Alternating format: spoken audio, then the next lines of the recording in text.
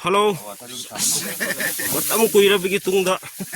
Amu ka hoji ngasi di lau zai ba mu lakchare. Ngasi gi lau se mapu se moi yawak tri. Aduga ngasi se lau zai ga da asi singam mamane yamde. Hoji lau zai ba matam na pang ba akhoi di la the isi na kan na semi tigil puzai ga do se pakhang ngak tene sida hai dile ko as pakhang ngak tene do asidi pakhang man di wane si nupi long the bi yor phang pra nupi thi kha bne se masa lai do re ai bu pakhang ni gentleman do ga si o som di ro kennedy hai nang di Tana hai ro kra wa hai ro boiler cha si de lo ye bala apne miyam yeng se ahaw rake ko cha wa thak pa ngau bu gum su kra so to rake e ngau bum de to bi ati ko gyan ta tan lai do ni ko ayuk ta lak ni na ko ngan ta lak ni na jak tu dik charawan ki to di sogri champot kari mathial ro to so to ro ni yeng se sogri ni da sogri mahi ni da ai sogri tra pam de asin ba to asin bo na to wa adu horen hojik di dum loisila je horen lau jai ba ho gan dam ko tawra si ko de sina akoi gi hojik upcoming kanna phawal li ba koi gi lamkang gi metal band member mane se ho hojik lau pai ba ho re sida pai ra ni aduga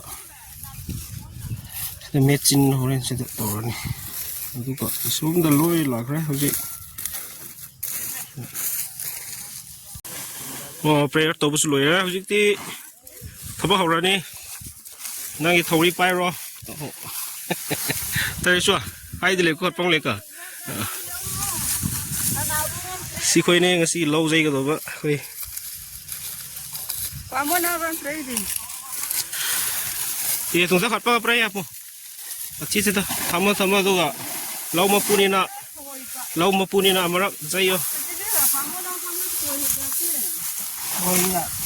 ya phom lai ren pilo dile ko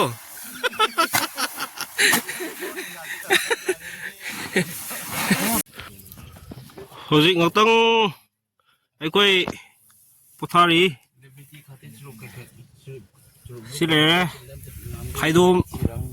ama ani ahum mari manga de loising kra hoji ahum mari wali dura antawa la ning kutha si kana tore sunda pi ma khai tore sunda ne abam khat tai tia le naman si pakhang masa khoi nga tane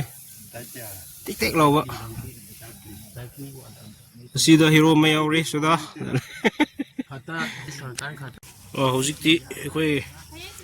story singju chabagi refreshment chabagi khoi gi to se celebrity se da amkang celebrity se da lai re mayam se lai masak dum mun na khangjin bio khangjin bada kana gane tatra mane khangjin bada dum kana gane ba do hojik khoi singju chagne singju chabado khoi gi singju do hobra to bra taste orga yari ba makai mayam samin na wi how do hai bu ni adu ne ka light refreshment oren heavy refreshment de oren mayam da khangan ba yadri direct investment da lakni se le re koi singju se le re lap ke adu cha ni go to do se koi di yu su thak pai ja de koi siran turan khan gano bu ko ade koi se le re dim etes tawra ga hawra tabra tawra spoon le ka bai tang khai ap ke book le bing bai se le ra hawra tabra haw ga do man bra haw do man bra yi no mana e manna chai khat ni pa please khang koi se le re do sum da na khrama phami asom dei di nupi thi khoi kamu ni nupi thi da nu si chang ni ngang ge AC dale think as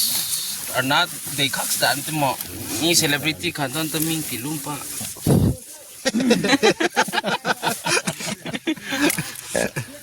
Dia me kulis le du dia. Tam to nang taste lo le tra nang taste to koi Kennedy koi tau Kennedy na taste to ne amo ka me to ma hau do ko ma hau do pi hero Cham tak na hawe.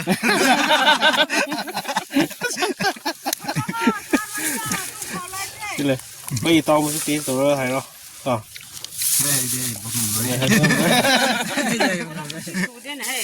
Ha. cha ro Ol mong ron ta keno. Mong sa bukan na pwede ning de ol mong. hau brai to hau ka Hãy le koi sing jiu do ma nungai bai bisi ko lau ye bisi thabak su kan de wa bin hai adu bu sumai na rest to ra sini si sing ju lau zai ba harau bai bisi si sing ju nungai bai bisi whiskey on the rocks ka chap mana ram thok pa tare no su pai le te Sige ram sini min na khwai khoi dan na di bise. si Cameraman ta pai bio. seran to ko seran to kan ko si di eso nate Macin chim ne ol mong. le mai pi do ta chi da to adum thamo mai gi su Pare. ama ya koi ko na ne no le man lot ha ko na ne ya mo Sige ami paga mix to ma mau yang si kamen to bra. whiskey on the rocks ta chap mana ni si me to ai to ke di Kabe. koi ko Mari ka ya lak to ra. Ising de murok ka kan lap to ne. Di da. dio ya to kad no me kan ma ya sume na koi refreshment to ko na kan ta to ra Zum ni suka po ne. angang sing su Andro gisu mace mayaw ri. ina be Ay di tak tam awa mo ko tap. wa ni na koi gyan ta na sinju to sab lo ra horen mechin la kane mechin mu ko lo zai be horen evening the saksa na ble ko du pa ka ra lo po hab ra ki ko ya ko i taw sa Oh ya ya. hojing machine su yau sila tak pa ho ra hojik ti le ho si sa ta koi pai be tak pa ho ra hojik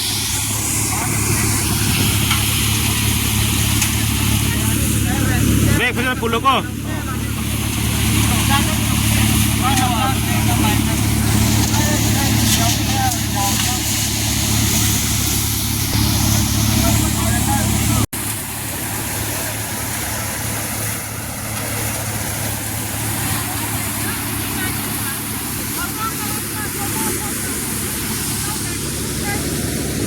Oh, kita sun.